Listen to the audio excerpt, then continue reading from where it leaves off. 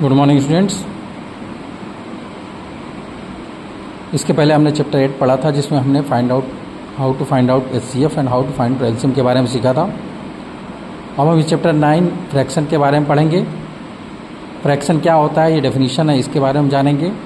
उसके बाद इसके कुछ क्वेश्चन हैं मैं समझाऊंगा और बचे हुए क्वेश्चन आप खुद से करोगे, ठीक है। तो चलिए शुरुआत करते हैं। फ्रैक्शन चैप्टर 9 क्या है, फ्रैक्शन। और उसमें एक्सरसाइज 9.1 हम पढ़ेंगे। उसके पहले हम जान लें फ्रैक्शन होता क्या है। तो फ्रैक्शन क्या है कि the number written in the form of p/q where p and q are whole number and denominator q is not equal to 0 is called fraction, ठीक है। ऐसा नंबर जो p/q के फॉर्म का हो, यहाँ देखिए p/q के फॉर्म का हो, where p and q are whole number जो 0 से काउंट होती है, 0 से इनफाइनाइट तक।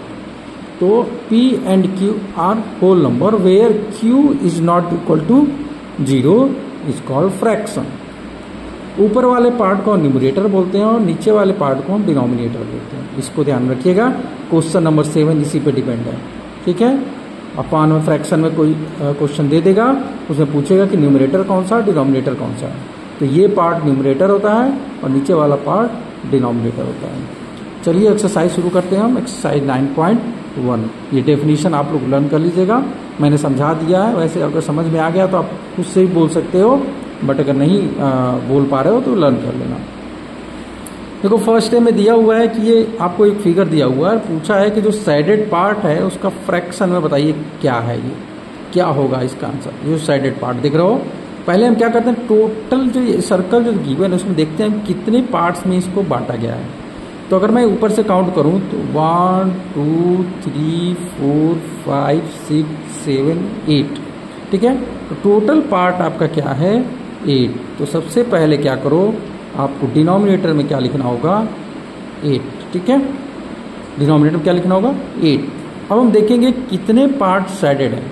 इस टोटल 8 में से कितने पार्ट साइडेड हैं। तो देखो 1 2 3 पार्ट साइडेड हैं। तो इसका फ्रैक्शन क्या होगा, साइडेड पार्ट का फ्रैक्शन क्या होगा, 3/8। यही आपका आंसर हो जाएगा। आई थिंक चैप्टर 1 में भी ये था शायद, 1.2 में या 1 में। तो आपको मुझे लग रहा आता ही होगा, और फिर भी मैंने ये बता दिया है। तो आपको साइडेड रीजन का फ्रैक्शन बताना था, तो साइडेड रीजन 3 पार्ट है, तो 3 ऊपर लिख दिया न्यूमरेटर में। टोटल कितने पार्ट्स हैं वो नीचे लिख दिया डिनोमिनेटर में। तो 3/8 जो साइडेड रीजन है उसका पार्ट क्या हो जाएगा, 3/8, उसका आंसर हो जाएगा। दूसरे क्वेश्चन में दिया हुआ है, दूसरे क्वेश्चन में देखिए ऐसे ही क्वेश्चन दिया हुआ, उसमें भी साइडेड रीजन ही है। नीचे 3 ऑप्शन है, देखिएगा बुक में नीचे 3 ऑप्शन है और उसमें से बताना है कौन सा ऑप्शन सही है। तो पहले काउंट कर लो कि टोटल कितना है। तो इसमें देख रहे हो 1 2 3 4 5 6 7 8, टोटल पार्ट्स क्या है, 8। तो इसको भी ऐसे लिख लो, नीचे डिनोमिनेटर में क्या हो जाएगा, 8। अब देखो कितने पार्ट साइडेड हैं। तो 1 2 3 4 5 6 7 पार्ट साइडेड है।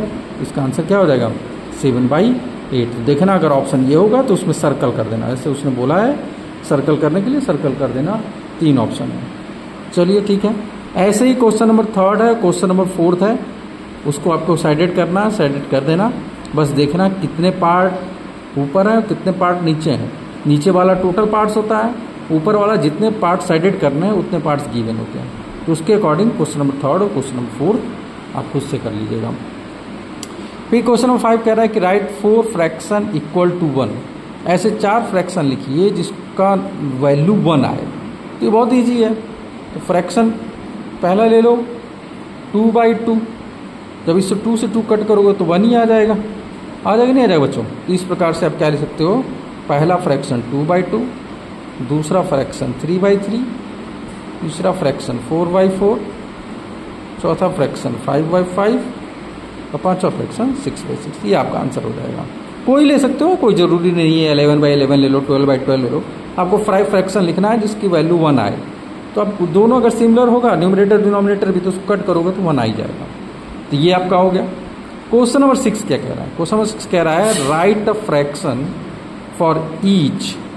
अब ऐसे क्वेश्चन दिया हुआ है 4 आउट ऑफ 9, और कुछ 2-3 क्वेश्चन और दिए हुए हैं। तो 4 आउट ऑफ 9 का मतलब हुआ 9 जो है वो कहाँ चला जाएगा, डिनोमिनेटर में, और 4 न्यूमरेटर में आ जाएगा। 4 आउट ऑफ 9 मतलब टोटल पार्ट्स 9 है, उसमें से चौथा कितना होगा। तो आप क्या क्या करोगे, 4/9 कर दोगे, यही आपका क्या हो जाएगा, आंसर हो जाएगा। आउट ऑफ 9 बोल रहा है ना, तो ये हो जाएगा 4 पार्ट 9, उसमें से 4 निकालना है, तो 4 आउट ऑफ 9, तो 4/9। क्वेश्चन नंबर 7 में आपका न्यूमरेटर और डिनोमिनेटर पूछा हुआ है, तो मैंने अभी जैसा समझाया आपको यहाँ पे कि P/Q के फॉर्म में अगर है तो जो ऊपर वाला पार्ट है उसको न्यूमरेटर लिख दोगे, नीचे वाला पार्ट है उसको डिनोमिनेटर लिख दोगे। मान लो अगर कोई क्वेश्चन मैंने दिया ऐसे, क्वेश्चन नंबर 7 ही है, आप देख लेना। मान लो मैंने दे दिया 5/6, और मैंने पूछा कि इसमें न्यूमरेटर क्या है, डिनोमिनेटर क्या है। तो अब सिंपल सी बात है, अगर न्यूमरेटर और डिनोमिनेटर पूछेगा तो न्यूमरेटर में क्या लिखोगे आप, 5, और डिनोमिनेटर में क्या लिख दोगे, 6। तो ऐसे क्वेश्चन नंबर 7 है, उसको आप कर लीजिएगा। तो ये आपका एक्सरसाइज 9.1 कंप्लीट हो गया। इसको आप सभी लोग अपने कॉपी, फेयर कॉपी में कंप्लीट जरूर से कर लेंगे। चलो, ये सभी होमवर्क है, ये 2 दिन 3 दिन आपको जो छुट्टी मिली है इसमें आपको सभी कंप्लीट करना है। ठीक है बच्चों।